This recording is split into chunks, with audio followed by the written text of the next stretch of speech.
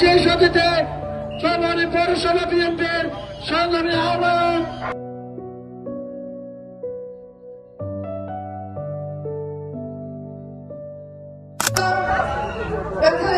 বলতে চাই, বেগম খালেদা জিয়ার ইতিহাস বলে শেষ করা যাবে না।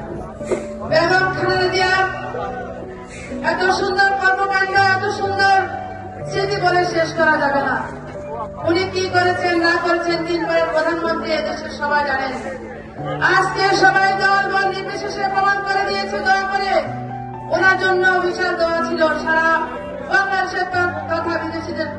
আমরা দেখেছি সমস্ত ফেসবুক থেকে শুরু করে, সমস্ত টিভি থেকে শুরু করে, আমাদের ভাই বোনদের, আমার মায়েদের চিৎকার কান্না শুনেছি বেগম খালেদা জিয়ার জন্য কিভাবে দোয়া করেছেন। আমরা সবাই ওনার জন্য দোয়া করব, উনি যেন সুস্থ হয়ে আমাদের সবাই, আমাদের সারা বাংলাদেশে ফিরে আসেন।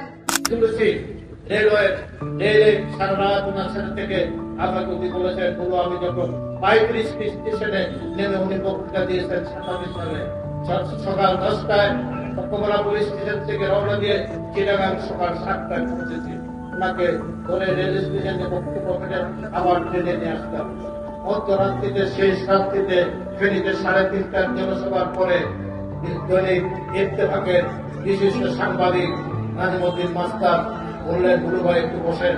ওনার পাশে বসলাম। দুনিয়া হাসানা ওয়া ফিল আখিরাতি হাসানা ওয়া কিনা আযাবান নার রব্বির রহমহুমা কামা রাব্বায়ানি সগীরা রব্বুল আলামিন। আল্লাহ আমরা কুতুবে গুনাহগার বান্দা, আয় আল্লাহ কালামুল্লাহ শরীফ থেকে সূরা ফাতিহা, সূরা ইখলাস, আপনার হাবিবের শানে দুরূদ শরীফ পাঠ করে আপনার সেই দরবারে হাত তুলেছি। আয় আল্লাহ মেহেরবানি করে আমরা যা কিছু পড়েছি বলেছি করে সওয়াব কোটি বৃদ্ধি করে আপনার হাবিবের রওজায় পৌঁছাইয়া দিন। তামাম আম্বিয়া کرام, সাহাবা کرام, তাবিঈন, তাবিঈন, ইসলামের বীর আসকুরি আপনার সকলের কবরে সওয়াব পৌঁছাইয়া দিন। আয় আল্লাহ আমাদের আত্মীয়-স্বজন কবরবাসী হয়ে গেছে সকলের কবরে সওয়াব পৌঁছাইয়া দিন।